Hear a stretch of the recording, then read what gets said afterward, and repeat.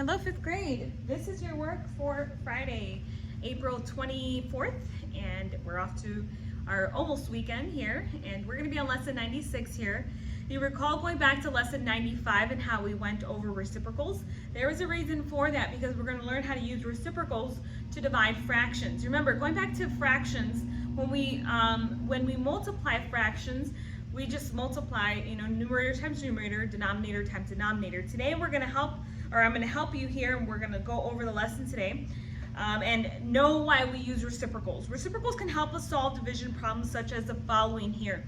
So look with me on the board here, 1/2 divided by 2/3. Now, this is a little bit of a different problem, right? You might say, how many 1/2s, or basically what this is saying, how many 2/3 are in 1/2?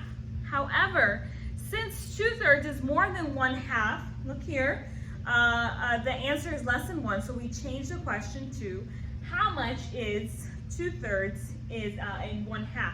Okay, and if you look here, basically what it is, how much is 2/3 divided by 1/2? You're just switching the problems or the fractions there. This problem is different, okay, from the problems we have been solving. To solve this problem, we'll use another method from now on when dividing.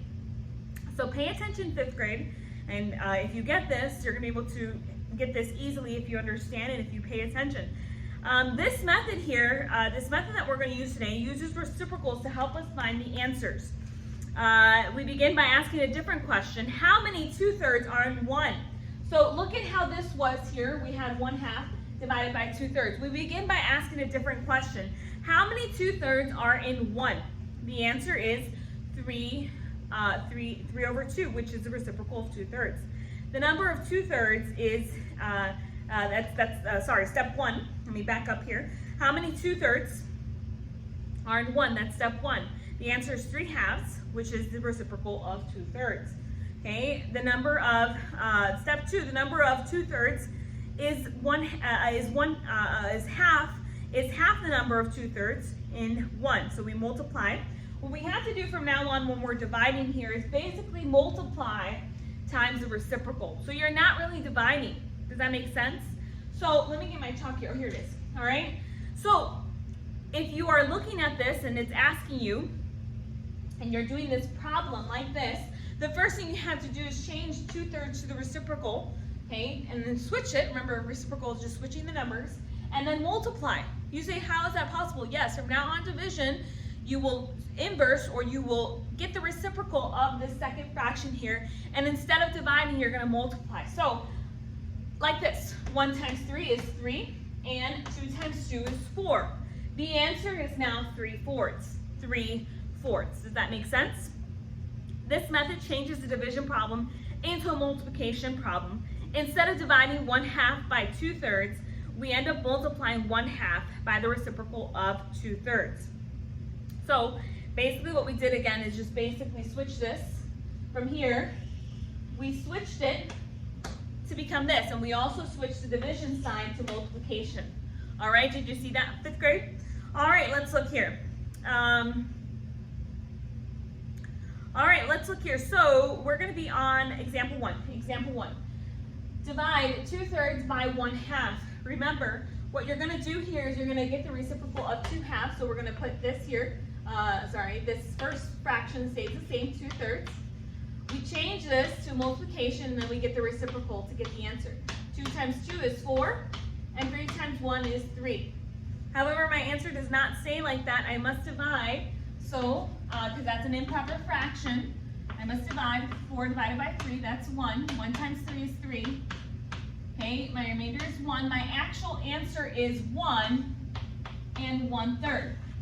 That's my answer, 1 and 1/3. So yes, your answer comes out to be 4/3. Since it's an improper fraction, you can't have that. So you must change that improper fraction to a mixed number. Let's do example 2. Divide 2 and 2/3. Okay, again, here we have our whole number. This we can make this into a fraction by simply putting it over 1. That is the same thing. It's not changing the value of this number. You're just putting it over 1 to make it into a fraction. Okay, and then you have to change this to a multiplication, and then the reciprocal of 2/3, which would be 3/2. Okay, let's multiply. 2 times 3 is 6. 1 times 2 is 2. What is 6 divided by 2? It's 3. So my answer is 3. My answer is 3. Okay, let's do lesson practice here. Okay, 1/3 divided by 1/2. Okay, again, this stays the same. However, I'm just going to do it here quickly. You change the multiplication or the division sign to a multiplication sign, and then you change 1/2 to the reciprocal of that, and that's 2/1. Okay, let's multiply. 1 times 2 is 2. 3 times 1 is 3. So my answer is 3, 2/3. 2/3. Does that make sense? Let's do a number next. Okay, 2/3 divided by 3/4. This stays the same here. Change your division sign to multiplication, and the reciprocal 3/4 is 4/3. 2 times 4 is 8. 3 times 3 is 6. Can I leave that way? No, it's an improper fraction, a bigger number over a smaller number, so I must divide. 8 divided by 6 is 1. 1 times 6 is 6. 8 minus 6 is 2. So my answer would be 1 and 2/6. However, I can reduce 2/6 to what?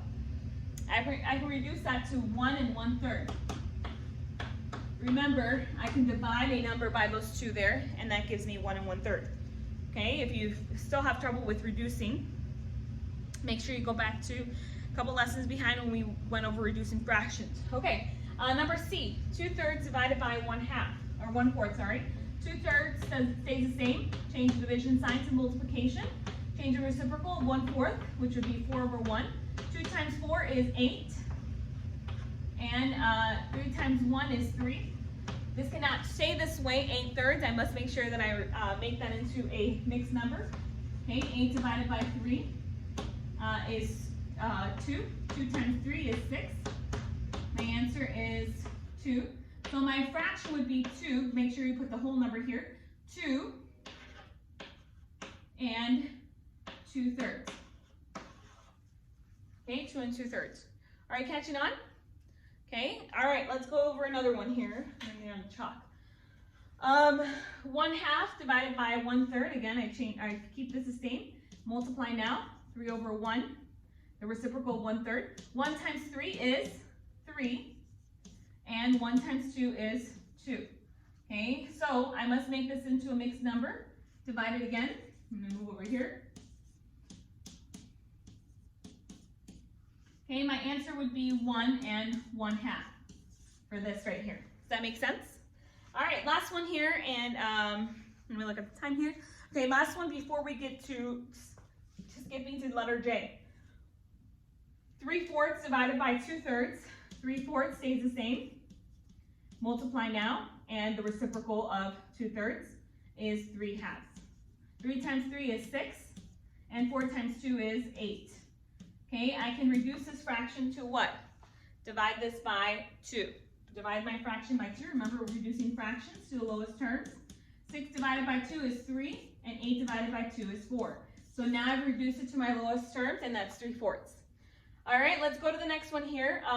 Now, letter J, read that with me. Letter J on page 629. How many 1/3 are in 3/4? Basically, what you're doing is you're just switching the problems there. Okay, instead of you saying, let's see.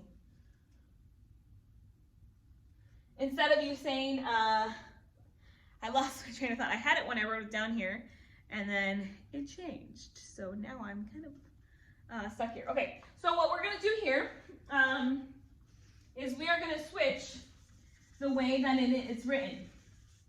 Okay, so you're going to change, it says here, how many 1/3 are in 3/4? You're going to write 3/4 first, and then you're going to multiply times the reciprocal of 1/3, which is 3/1.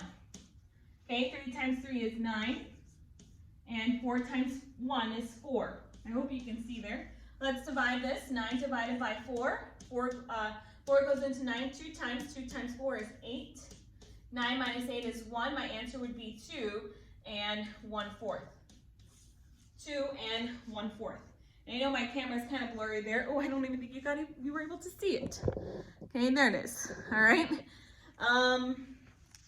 All right, and that's a lesson for today. What I want you to do today is do written practice, numbers 1 through 30, on your piece of paper there. If you have any questions, please let me know. Don't hesitate to call me or ask me or text me as well. I love you all. Have a great day. Bye-bye.